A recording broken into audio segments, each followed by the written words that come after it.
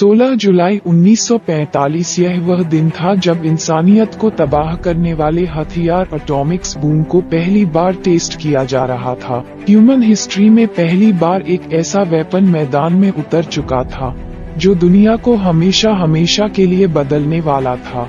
इस atomic boom को बनाने वाले फिजी श्रेष्ठ जे रॉबर्ट ओपेनहाइमर थे और इनको बराबर भी इल्म नहीं था क्योंकि इनका बनाया हुआ हथियार कई में तनाव ज्यादा खौफनाक भी हो सकता है। जब उन्होंने इसकी तबाही अपनी आंखों से देखी तो उन्होंने ये कहा, Now I am become death, the destroyer of worlds. इसी एटॉमिक बूम ने ओपेनहाइमर को तबाही के ढहाने पर क्यों और कैसे ला खड़ा किया, जिस शख्स की मेहनत की वजह से अमेरिका वर्ल्ड वॉर 2 जीता था। उसी को अमेरिका ने पूरी दुनिया में जलील और रुस्वा आखिर क्यों किया। हाइमन ने अपनी जिंदगी में कारनामे तो बहुत से सर अंजाम दिए थे, लेकिन इनको इतिहास में हमेशा फादर ऑफ एटॉमिक बॉम्ब के तौर पर याद रखा जाएगा। 1904 में पैदा हुए और सिर्फ 18 साल की एज में केमिस्ट बनने का ख्वाब इनको हार्वर्ड ले गया। एडमिशन मिलते ही यह बीमारी की वजह से पूरा 1 साल क्लास में ज्वाइन न कर सके, लेकिन फिर भी 4 साल की डिग्री इन्होंने सिर्फ 3 सालों में ही कंप्लीट कर ली। केमिस्ट बनने के साथ साथ इनका फिजिक्स में भी काफी इंटरेस्टिंग। हर वक्त से फारिग होने के बाद थ्योरेटिकल फिजिक्स पर रिसर्च के लिए जर्मनी की कोटिगन के निफ्टी में चले गए और सिर्फ 23 साल की एज में ये PhD कंप्लीट कर चुके थे। उनकी नेचर थी कि वह किसी से ज्यादा घुलते मिलते नहीं थे, बस अपनी रिसर्च पर ही इनकी ज्यादा अटेंशन हुआ करती थी। वो वापस US आए और दोबारा अपनी रिसर्च में लग गए, जहां तक इनका एटॉमिक बूम से दूर दूर तक कोई वास्ता नहीं था। लेकिन फिर जर्मनी में हिटलर का राज शुरू हुआ और उसने चंद जर्मन साइंटिस्ट को दुनिया का सबसे पावरफुल एटम्स बनाने का टास्क दिया। अब यह एंट्री होती है एल्बर्ट आइंस्टाइन के। जी हाँ, आइंस्टाइन ने हिटलर का ये खतरा भांप लिया और अमेरिकन प्रेसिडेंट रूजवेल्ट को एक लेटर लिखकर कहा कि हमें भी इस तरह का वेपन तैयार करना चाहिए, वरना कल को हिटलर हम पर हावी हो सकता है। आइंस्टाइन का लेटर पढ़कर अमेरिकन प्रेसिडेंट ने फौरन एक्शन लिया और युवा मिलिट्री को ऑर्डर दिया कि एटॉमिक बूम्स पर रिसर्च प्रोजेक्ट शुरू कर दिया जाए।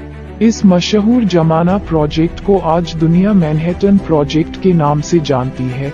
ऐसा माना जाता है कि एटॉमिक बॉम्ब शायद कभी बन ही नहीं पाता अगर एल्बर्ट आइंस्टाइन अमेरिकन प्रेसिडेंट को ये लेटर न लिखते।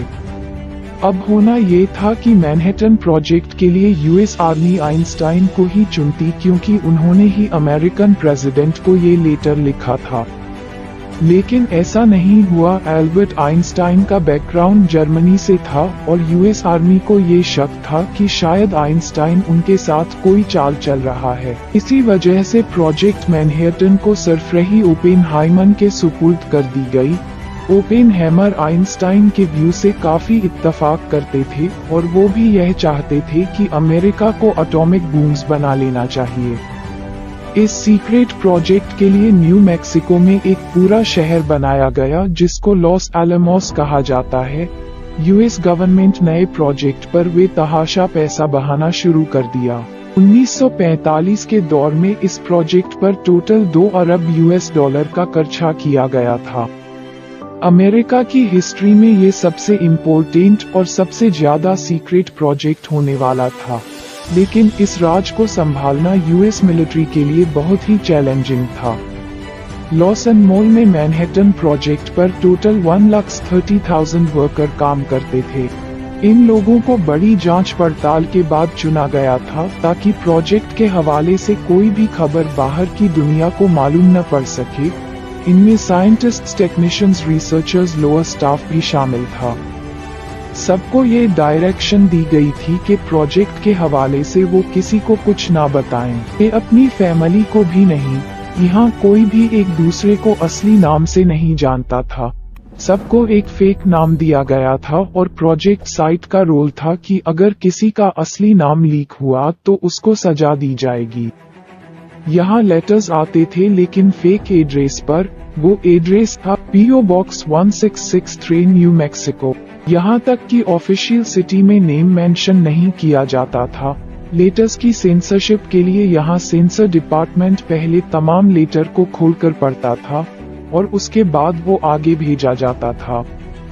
इसी तरह यहाँ से भेजे जाने वाले लेटर्स भी पहले पढ़े जाते थे। प्रोजेक्ट साइट के अंदर आने के लिए सख्त सिक्योरिटी रखी गई थी। वर्कर्स एंट्री पास के बगैर ना अंदर जा सकते थे और न ही एग्जिट पास के बगैर यहाँ से बाहर निकलना मुमकिन था। यहाँ तक कि लॉस एलमोस में पैदा होने वाले बच्चों के बर्थ सर्टिफिकेट में भी सिटी नेम नहीं बल्कि पीओ बॉक्स 1663 लिखा होता था। ये सब सिर्फ इस वजह से किया जा रहा था ताकि एटॉमिक बॉम्ब से जुड़ी कोई भी छोटी सी इंफॉर्मेशन लीक न हो सके। ओपेनहाइमर प्रोजेक्ट मैनहट्टन से पहले ही न्यूक्लियर फिशन पर रिसर्च कर चुके थे। यह एक ऐसा रिएक्शन होता है जिसमें एटम्स को स्प्लिट करके हद से ज्यादा एनर्जी पैदा की जा सकती है।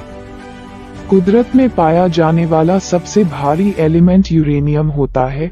यूरेनियम के एक एटम में 92 प्रोटॉन और 146 न्यूट्रॉन होते हैं, जिनको अगर मिला ले प्लस कर ले तो यूरेनियम का टोटल एटॉमिक सामने आता है जो है 238।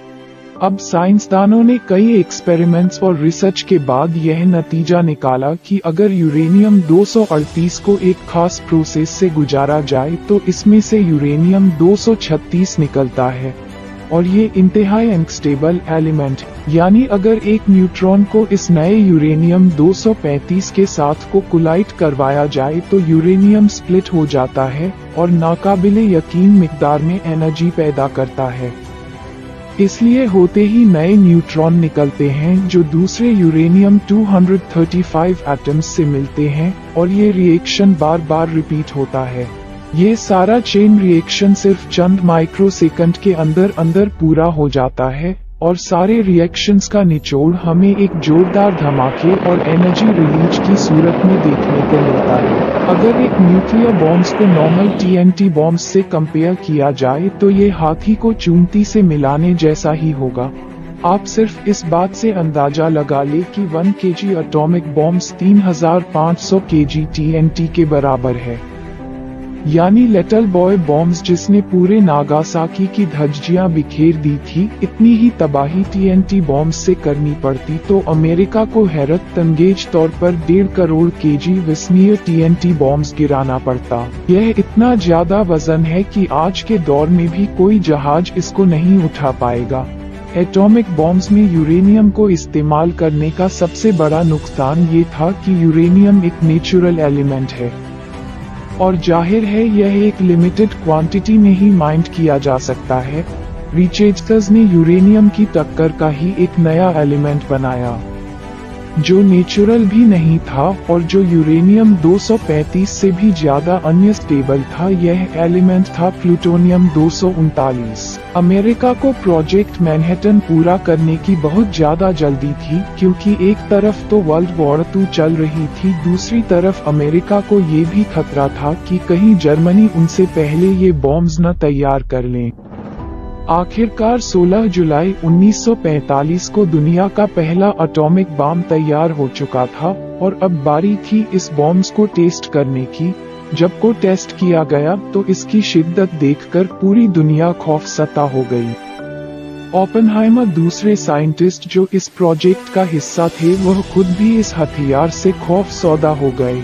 हैमर सिविलाइजेशन को खतरे में डालने वाला ये पहला हथियार था जो अब इंसानों के हाथ लग चुका था। इसके इंसानियत पर क्या असरात बर्पा हो सकते हैं ये जाने बगैर अगले ही महीने अमेरिका ने इसको जापान के शहर हिरोशिमा और नागासाकी पर इस्तेमाल कर डाला। इन दोनों हमलों में 2.5 लाख से भी ज्यादा लोग जान से हाथ धो बैठे। 6 दिनों के बाद जापान ने अमेरिका के सामने हथियार डाल दिए और यहीं पर हुआ वर्ल्ड वॉर 2 का एंड।